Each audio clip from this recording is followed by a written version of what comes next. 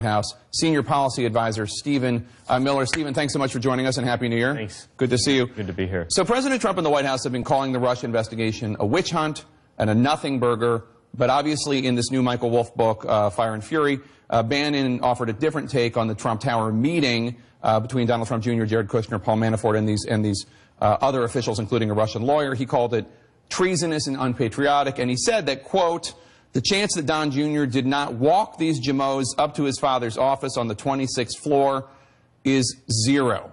Did President Trump meet with any of the so-called Jamos who were in that Trump Tower meeting? Steve Bannon's eloquence in that description notwithstanding, it's tragic and unfortunate that Steve would make these grotesque comments so out of touch with reality and obviously so vindictive, and the whole White House staff is deeply disappointed in his comments, which were grotesque. And with respect to the Trump Tower meeting that he's talking about, he wasn't even there when any of this went down, so he's not really a remotely credible source on any of it. It reads like an angry, vindictive person spouting off to a highly discreditable author. The book is best understood as a work of very poorly written fiction. And I also will say that the author is a garbage author of a garbage book. And the tragic thing about this book, and there are many things about it that are unfortunate, but the portrayal of the president in the book is so contrary to reality, to the experience of those who work with him, to my own experience having spent the last 2 years with him. You know, on the campaign, I had the chance to travel all across the country with the president on Trump Force One. It would be the president, me, Dan Scavino, Hope Hicks, a few other people, going from rally to rally to rally to rally. And I saw a man who was a political genius, somebody who we would be going down, landing in dissent, there'd be a breaking news development, and in 20 minutes, he would dictate 10 paragraphs of new material to address that event and then deliver flawlessly in front of an audience of 10,000 people. So you were at the campaign during that Trump Tower meeting, I believe, right, in the summer of 2016. Just to answer the question, because you were there and Steve Bannon was not, did any of those people from that meeting meet with President Trump? As Bannon says, the chance that he didn't, Don Jr. didn't walk these Jamos up to his father's office on the 26th floor is zero. Can you just settle that for us? Did President Trump meet with any of the people? I have no knowledge of anything to do with that meeting. Okay. But what I can tell you unequivocally is that the allegations and insinuations in this book, which are a pure work of fiction, are nothing but a pile of trash through and through. Well, just to finish, Jake, because you know your network's been going 24/7 with all this salacious coverage, and I know that it brings a lot of you guys a lot of joy to trying to stick the knife in. But the reality is that page after page after page of the book is pure false. I see sections of the book where events I participated in are described, and I have firsthand knowledge that as they're described, they're completely and totally fraudulent. Nobody at CNN is sticking knives in anybody. Right, but there are a lot of people in the White House quoted in the book. I don't know why. It's the quote that you're referring to is a quote from Steve Bannon. Right, who was the president's senior strategist. And I think that the president's statement on Steve settles once and for all the view about all of that. But let's talk about that, because I want to talk about that. Let's dig in, though, to your comment about, well, he was also the president's chief strategist. So one of the other tragedies of this grotesque work of fiction is its portrayal of the president.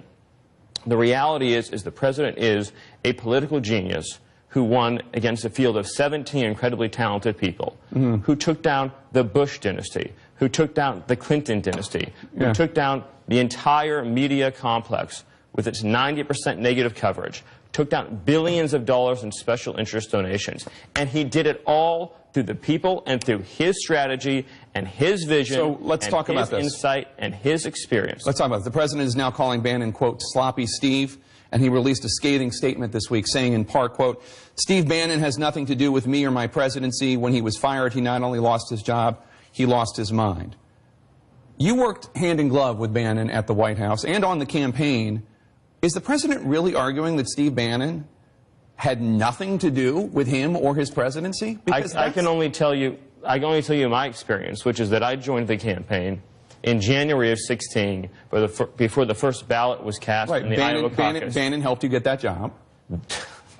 No? Corey Lewandowski is the one who offered me the job in the Trump campaign. But just to finish, Bannon wasn't helping you? Bannon didn't help you get that job on the campaign? I think the person who probably helped me most get the job on the campaign was probably Corey.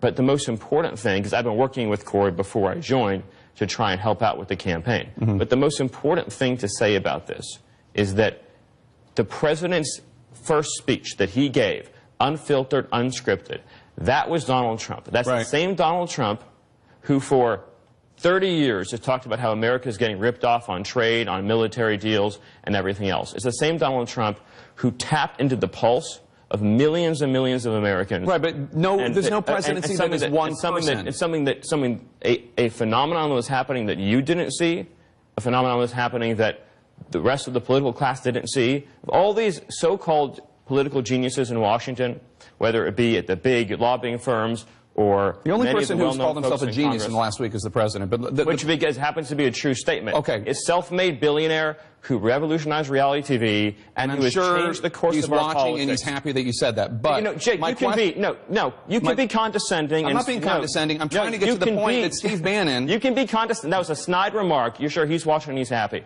Let me tell you something. Why is that your snide? network?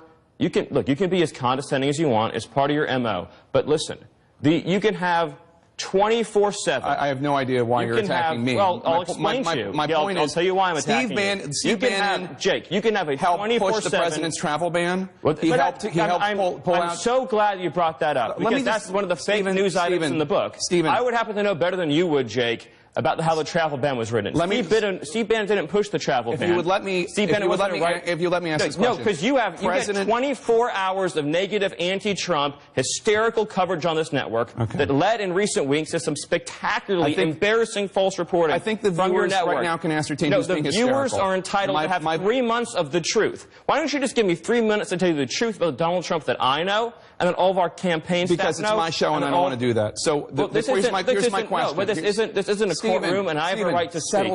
Settle down. Calm down. Jake. I have a question for you about issues. Stephen Bannon, who the president says had nothing to do with his presidency, he was part of the president's travel ban. He was part of pulling out of the Paris climate deal. He was part of withdrawing from the TPP. He's part of border security. He's part of being tough on immigration. So you want to go through the list? No, I don't want to go through, but my point is it really the position of the Trump White House that Steve Bannon had nothing to do with the presidency, or can you acknowledge the reality that he was a key player? I think that what the point is that his role has been greatly exaggerated, whereas the president hasn't gotten the due that he deserves for the movement that he put together to tap into the kinds of people whose life concerns don't get a lot of attention on CNN. Not a lot of hours of coverage on this TV talking about the working class construction workers who've lost their jobs to foreign labor. There's not a lot of coverage on this TV about the people getting slaughtered in sanctuary cities. You don't do a lot of human interest stories about immigrant communities under siege from MS-13. He tapped into a reality that is happening in this country that's not covered on this network. And I know you think I'm interrupting you, but I think the American people deserve to have 2 or 3 minutes of the truth. And we've let you talk. No, here's the truth. I travel with Donald Trump all across the country and the world. I would be with the president on a campaign plane with a rally in 20 minutes, and he would be able to already made this point, Stephen. He'd be able to come up with material. You've already said that. We let you say that at the top. According to the New York Times, Special Counsel Robert Mueller has in his possession an early draft of a letter that you helped write in May 2017 detailing reasons to fire FBI Director James Comey. According to the newspaper, the first line of the letter mentions the Russia investigation. Did you write a letter outlining reasons to fire Comey and list the Russia investigation? Is that true? Here's the problem with what you're saying. The final draft of the letter, the one that was I'm not talking about that one. I'm talking about the one that Comey has that mentions Russia. If you want to have an answer to your question and not to get hysterical, then I'll answer it. The final draft of the letter has the same line about the fact that there is a Trump-Russia investigation that this has nothing to do with. So it was just moved from the top to the bottom? No. No, look at the letter. It's the beginning. The investigation is referenced in the beginning of the final letter that was released to point out about the fact that notwithstanding having been informed that there's no investigation, that the move that is happening is completely unrelated to that. So it was a disclaimer. It appeared in the final version of the letter that was made public. I want to ask you, because you obviously are very offended by the notion that this book, Fire and Fury, paints a picture of President Trump. Trump is not mentally up to the job. On Saturday, President Trump put out a series of tweets trying to defend himself on this issue of fitness. And he said, quote, "Actually, throughout my life, my two greatest assets have been mental stability and being, like, really smart. Crooked Hillary Clinton also played these cards very hard and, as everyone knows, went down in flames. I went from very successful businessman to top TV star to President of the United States on my first try.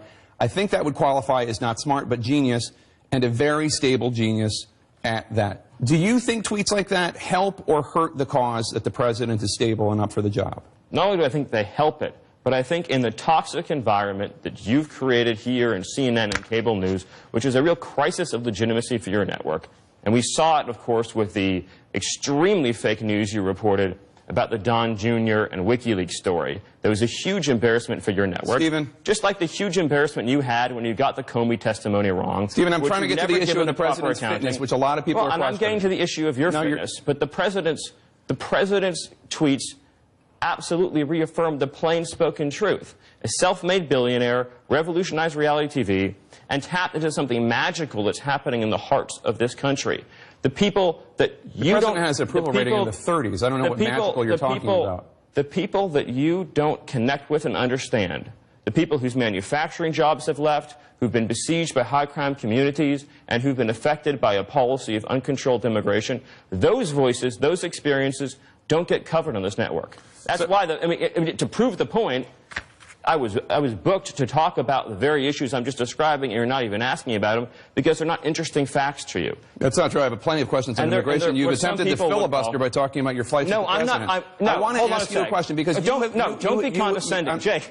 Stephen, the president and the White House. The reason why I want to talk about the president and the White House. The reason why I want to talk about the president's experiences, what I've seen with him traveling to meet dozens of foreign leaders, with his incredible work. Okay, you're not answering the questions. No, I understand. You have 24 hours a day of anti-Trump material, and you're not going to give 3 minutes for the American people to hear the real experience of Donald Trump. There's one viewer that you care about right now, and you're being obsequious. You're being a factotum in order to please him. Okay. And I think I've wasted enough of my viewers' time. Thank you.